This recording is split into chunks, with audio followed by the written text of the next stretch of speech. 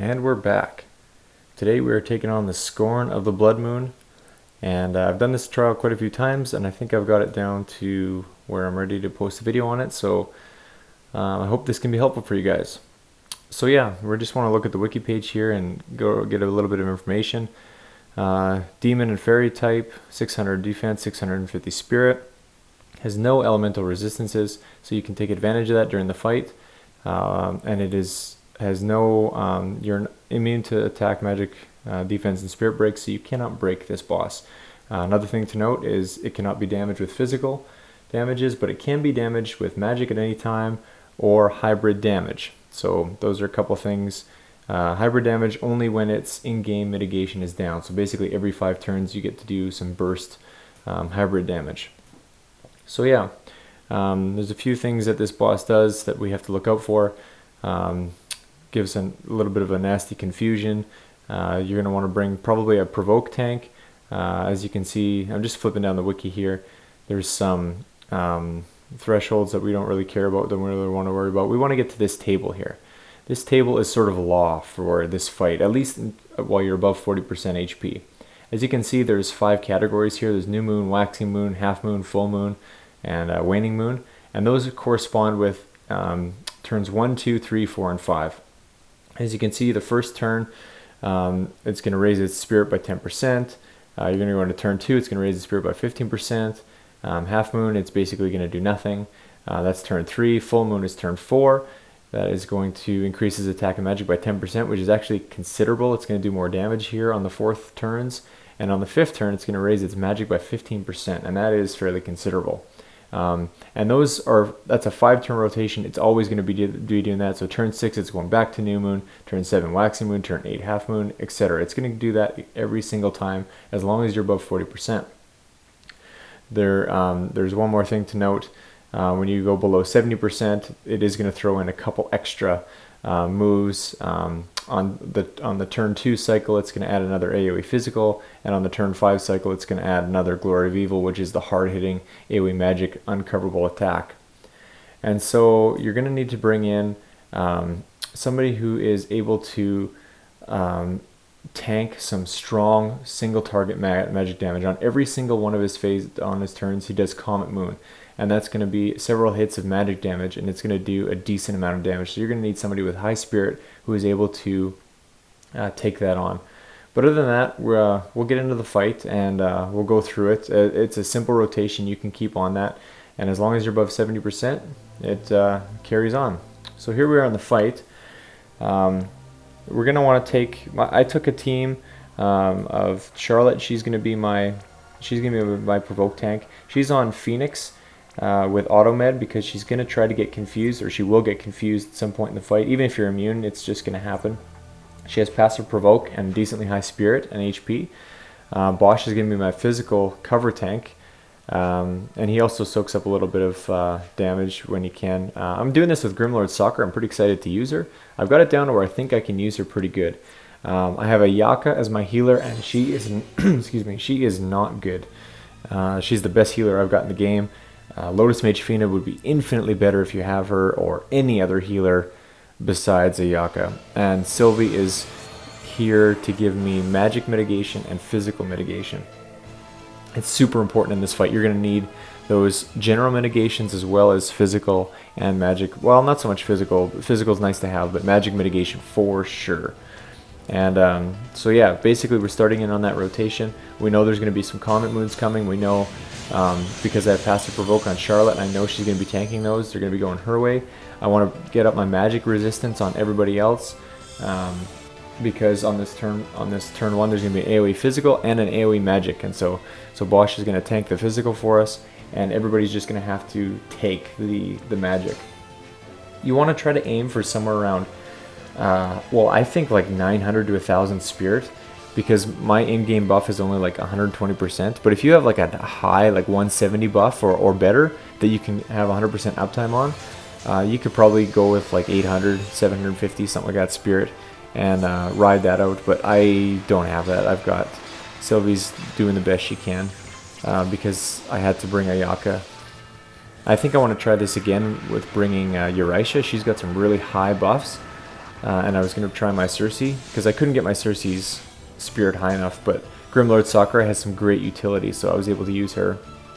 So turn 2, we've got an AoE physical coming, we've got more Comet Moons coming, but we also have a move that's going to break our defense and spirit, and that is absolutely critical that you guard against that, because maybe not so much at the beginning of the fight, but later in the fight, let me tell you, there's several times when I've tried this fight and forgot and got absolutely wiped. It's pretty devastating. So it's something simple to cover, but make sure you can cover it. Make sure you always do that. That happens on turn number 2 of the rotation. It's called, let's see, a Lunar Revolt, I think it's called. Lunar Sabbath, yeah. So Lunar Sabbath tried to break our defense and spirit, but it couldn't do it. Okay, so he spawned some adds here. One of the missions is to deal the elemental weakness of the adds. Now that's absolutely no problem at all. You're gonna end up doing that if you're using any kind of elemental damage and you're double casting, triple casting, or whatever. You're gonna end up getting that mission easy. So no worries there.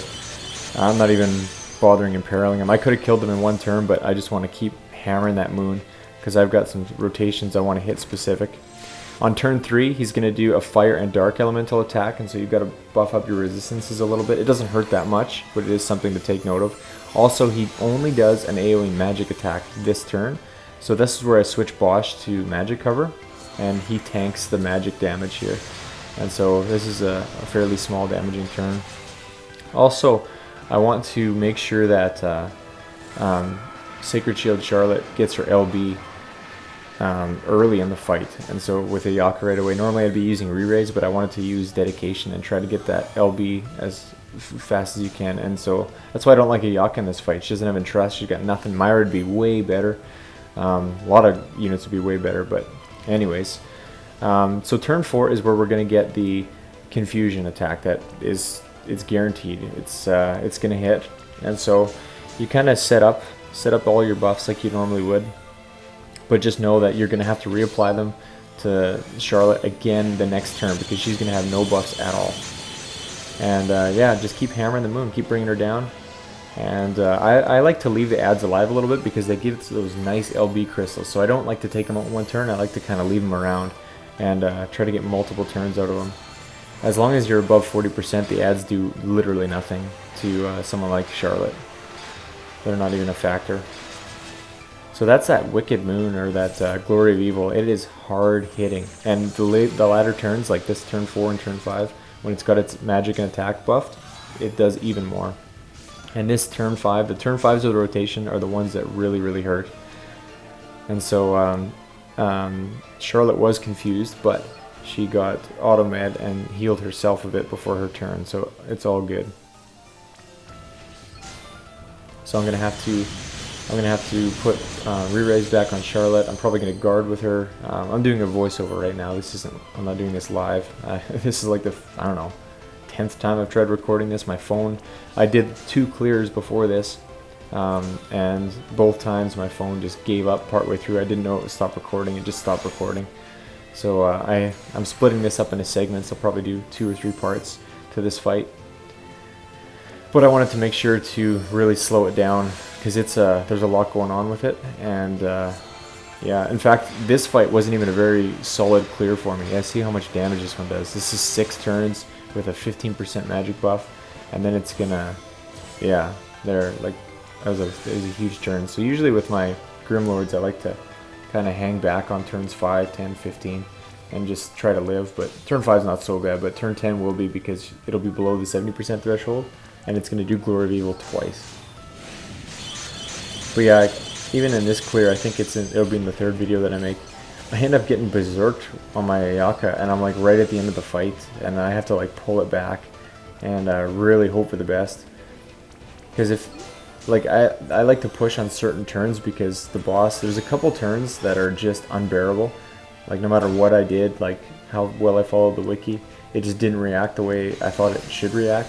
And I tried my best and just could not survive. So there's a way to skip turns when you're getting close to thresholds. And so I intentionally delay attacking to push on certain thresholds just so I don't have to deal with some of the big hard-hitting stuff. And so turn 6 came, and it was a start all over again. So AoE physical and an AoE magic that everybody had to tank.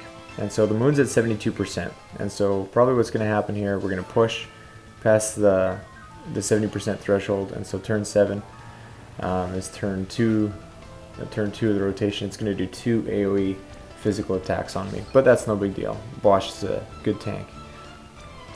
If you have like a C card who can passive provoke, I see a lot of C card strats, and it just takes the pressure off of Charlotte. I've really maxed out my Charlotte in this fight. She's doing everything for me.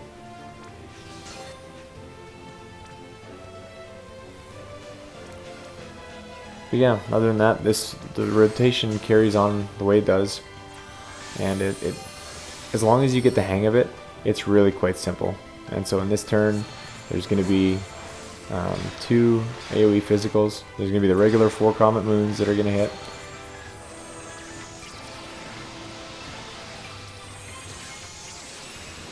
One and 2, and Bosch took them both. And so it's, yeah, there's no surprises. Turn 8 is the same as turn 3, and that's going to be the elemental attack, so you got to make sure you got your elements up. Sometimes I alternate. I use Sylvie's Limit Burst, so it does 0 damage to me, yeah. And then it also gives me some mana regen for my Grim Lords. Grim Lords packs a punch. Oh, and every time you pass a threshold of like a major 20% threshold, it's going to reapply its physical and magic mitigation. I think it's 65%, so you're only doing like 35% of the damage that you would normally do without it. So she's doing pretty good. She's still really crushing. Not nearly like, you know, Saul can burst this thing down like crazy, but still pretty admirable for little Grim Lord. I was all excited last October when I pulled her randomly. I pulled her just like 2 rainbows in a row, and I was all excited, but I never got a chance to use her. And so after they buffed her, here we are at Scorn of the Wicked Moon, and yeah, she's doing her. My friend unit, by the way, is Sithanol. He's a Twitch streamer, and he's really good. He's always got great units, and yeah, you should check him out on Twitch. He's a good dude. Streams at Brave Exvius. And so yeah, here we go. We're at turn 9. We're getting down 54%. And of course my audio is desyncing. That's just great. But no worries. I only go to turn 10 on this video anyway. Because the first 10 turns, you're going to do this basically, you know, if you're somebody who's been trying this fight, you're going to be able to get this part down, no problem.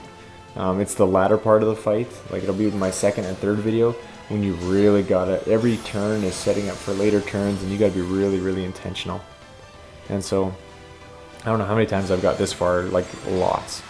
It's funny because there's only 2 people on my friends list that have a Grim Lord that's set up to be able to do this fight. And again, I would do it with other people, but Grim Lord, as you'll see later in the fight, she's got everything that I need to, she's got some cooldowns and some really good support capabilities, and frankly, with Ayaka as my healer, I need more support, and in the later part of the fights, I just need it. So anyways, I'm going to post the next video as soon as I can, and yeah, we'll carry on with this fight, and we'll see you then.